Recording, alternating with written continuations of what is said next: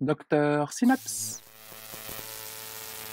Aujourd'hui, nous détaillerons un sujet extrêmement important qui est l'œdème pulmonaire aigu d'origine cardiogénique.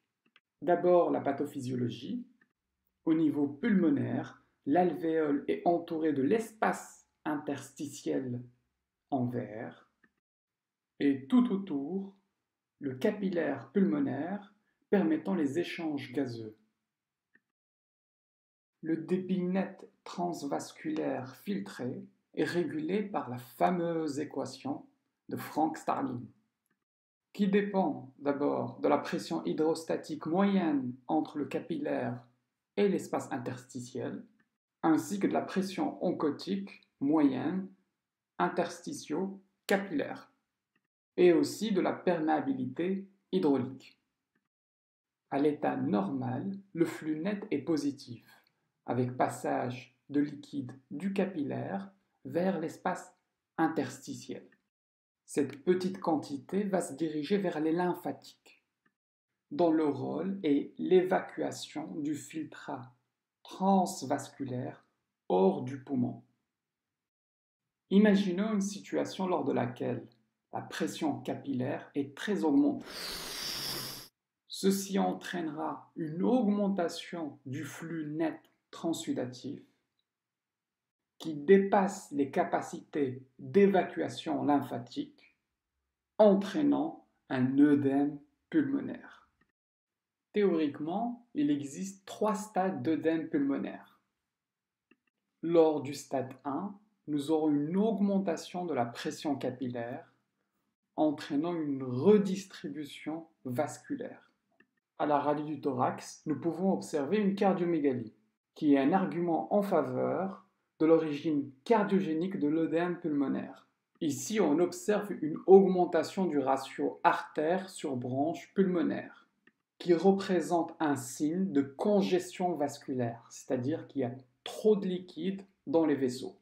De plus, on peut observer une céphalisation, qui veut dire l'apparition des vaisseaux à l'apex qui sont normalement non visibles, et ceci dû aussi à la congestion vasculaire, c'est-à-dire trop de liquide dans les capillaires pulmonaires. Le deuxième stade correspond au passage du liquide des vaisseaux pulmonaires vers l'espace interstitiel. Le deuxième stade correspond à l'œdème interstitiel. À gauche, un cliché normal et à droite, un stade 2. On observe à droite une augmentation du diamètre des vaisseaux associée à des contours mal visualisés, qui montrent que le liquide est en train de quitter les vaisseaux. Nous observons également des lignes B de Kerley et un épaississement de la scissure oblique. Ces critères radiologiques sont en faveur du passage du liquide des vaisseaux vers l'espace interstitiel. Le stade 3 correspond au passage du liquide de l'espace interstitiel vers l'alvéole qui va être noyé. Nous sommes face au dernier stade, œdème alvéolaire. À la radio du thorax, nous pouvons aussi observer une cardiomégalie, un élargissement du pédicule vasculaire, qui est un signe très suggestif d'œdème pulmonaire dû à la congestion vasculaire importante. Ici, on observe également un bronchogramme et vous remarquez que cette radio du thorax a un aspect en aile de papillon, qui est un signe typique d'œdème pulmonaire. De plus, l'aspect cotonneux de cette radio du thorax montre bien la présence de liquide dans les alvéoles. Vous pouvez également rechercher un épanchement pleural qui est souvent associé à un œdème pulmonaire cardiogénique.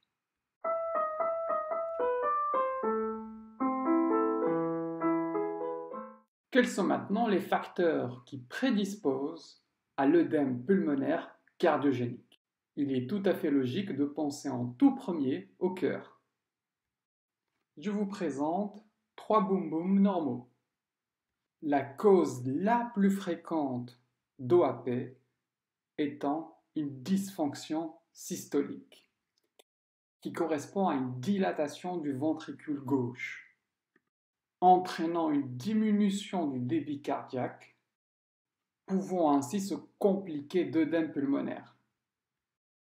La dysfonction diastolique correspond à une diminution de la compliance du ventricule gauche, ce qui réduit son remplissage, et ainsi qu'une augmentation de la pression diastolique, pouvant se compliquer aussi par un œdème pulmonaire. Les pathologies valvulaires telles que la sténose mitrale ou le myxome peuvent entraîner une obstruction à l'éjection du sang et pouvant également se compliquer par une dysfonction diastolique ou systolique à plus long terme. Les pathologies rénovasculaires et plus particulièrement l'hypertension chronique due à la sténose artérielle représentent un facteur prédisposant à l'œdème pulmonaire. Quels sont maintenant les facteurs précipitants qui vont entraîner cet œdème pulmonaire? Pensez à l'ischémie ou à l'infarctus, dû à une coronaire qui peut être obstruée. L'ischémie aiguë du myocarde peut entraîner une altération brutale de la fonction systolique, entraînant une diminution du débit cardiaque et une augmentation des pressions de remplissage, ainsi qu'un œdème pulmonaire. La même chose au niveau de la dysfonction diastolique. L'ischémie ou l'infarctus peuvent aussi entraîner une rupture des cordages avec insuffisance mitrale aiguë ou insuffisance aortique aiguë. Prenons l'exemple de l'insuffisance mitrale aiguë. La régurgitation importante de sang va entraîner au niveau pulmonaire un OAP. L'endocardite peut également entraîner une rupture de cordage. Une crise hypertensive peut entraîner une augmentation de la post-charge, faisant décompenser une insuffisance cardiaque en OAP. Les troubles du rythme peuvent aussi faire décompenser une insuffisance cardiaque.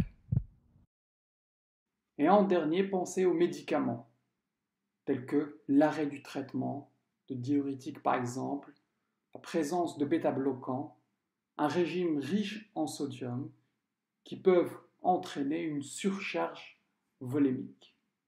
Afin de vous tester, nous allons réfléchir à un cas clinique. Ahmed est un homme de 35 ans d'origine algérienne qui vit en France depuis 15 ans. Depuis 2 mois, il présente une dyspnée survenue initialement à l'effort. La dyspnée est maintenant permanente depuis quelques heures, associée à une orthopnée. Fréquence cardiaque 105, fréquence respiratoire 35, tension artérielle 110-80, température 37 degrés Celsius. Il présente des râles crépitants dans l'ensemble des champs pulmonaires, un souffle holosystolique de l'apex irradiant dans les selles à 4/6 avec un B3 surajouté, des œdèmes des membres inférieurs, des jugulaires turgescentes et le patient est légèrement somnolent. Quels examens allez-vous demander? Réalisez une pause afin que vous puissiez réfléchir. Réalisez une gazométrie, une radiothorax et un ECG. Voici le résultat des examens que vous avez demandés. Je vous laisse réfléchir à ce cas clinique. À bientôt. Merci d'avoir suivi cette vidéo. N'hésitez surtout pas à me communiquer vos questions, vos éventuelles remarques et de me proposer les sujets qui vous intéressent.